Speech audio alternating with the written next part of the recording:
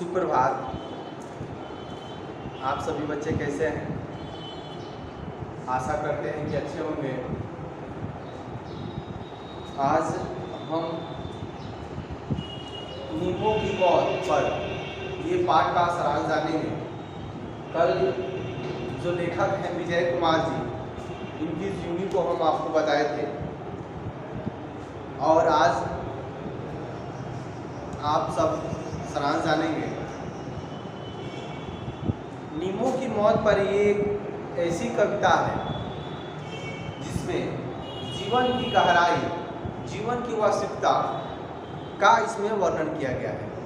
ठीक है कि कोई भी व्यक्ति जब सब एक समान एकजुट होकर रहते हैं और तब कैसा खुशी होता है, और जब उस परिवार में कोई एक सदस्य कहीं चला जाता है तो परिवार में कैसे उदासी छा जाती है।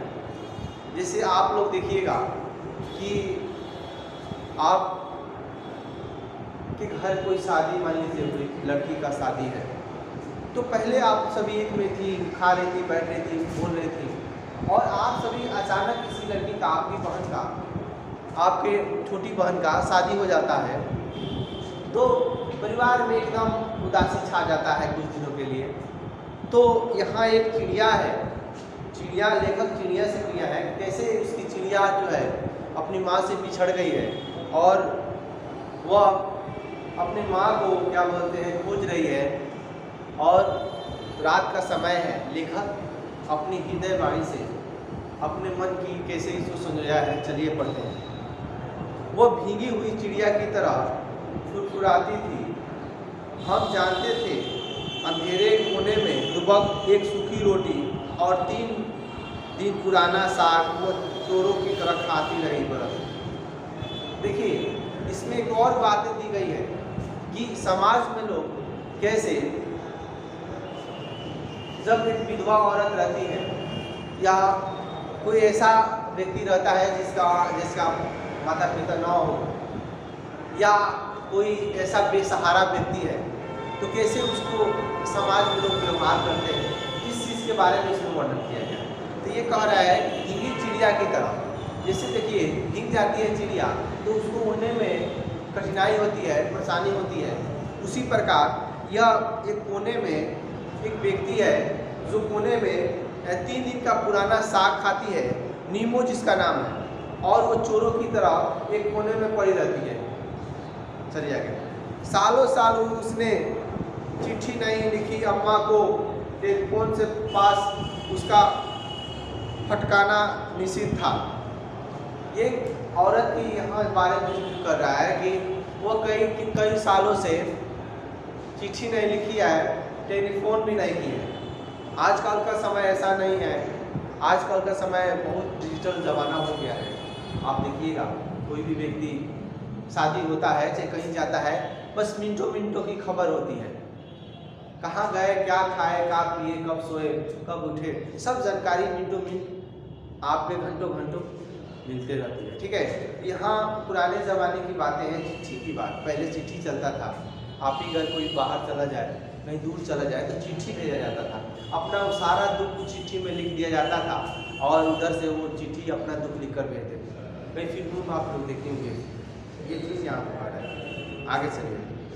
हमें मालूम था लात तो गाली लात घुसों के बाद लेटी हुई ठंडे फर्श पर गए रात जब उसकी आंखें मूंदती थी, एक कंपन पूरी धरती पर पसर जाता था। उसकी थमी हुई चिड़िया उसके पीहर तक चली आती थी।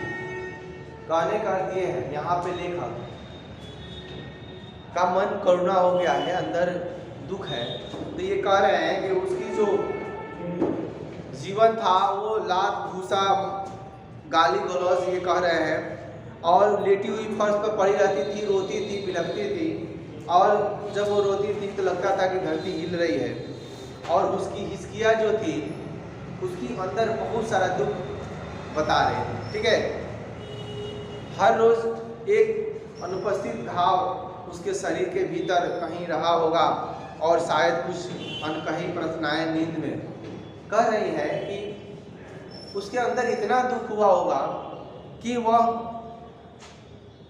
शरीर में प्रतिदिन एक घाव की तरह एक दुख होता होगा और वो मन ही मन ईश्वर से प्रार्थना करती रहती होगी कि हे ईश्वर, हमें ये जीवन में कितना दुख क्यों मिला है, अगर दुख मिला है तो इसकी सहन क्यों नहीं हो पा रही है। और वो मन ही मन ईश्वर से प्रार्थना करती होगी, हे ईश्वर, इस दुख से हमें क्षमा करें। ठीक है, देखिए आजकल भी आप सभी को बता दें, समाज में ऐसी बुराइयां हैं कि देखने को मिल जाता है। कहीं कहीं गांव देहात में ज़्यादा प्रचलित है, शहर में कम है। गांव में कहीं नहीं देखे जाता है, महिलाओं के पर बहुत सारा अत्याचार होता है और वह सब कुछ सहने के बाद भी वह सहती है और घर में वैसे ही पड़ी रहती है। लोग अपने अंदर डर जो भय है वो ख़त्म हो जाता है और वैसी घटनाओं का अंजाम देते हैं। कई बार देखा जाता है दहेज के लिए औरत को मार दिया जाता है, जला कर मारना हो, फांसी लगाकर मार देना हो। ये समाज में कुछ बुराइयां अभी तक है।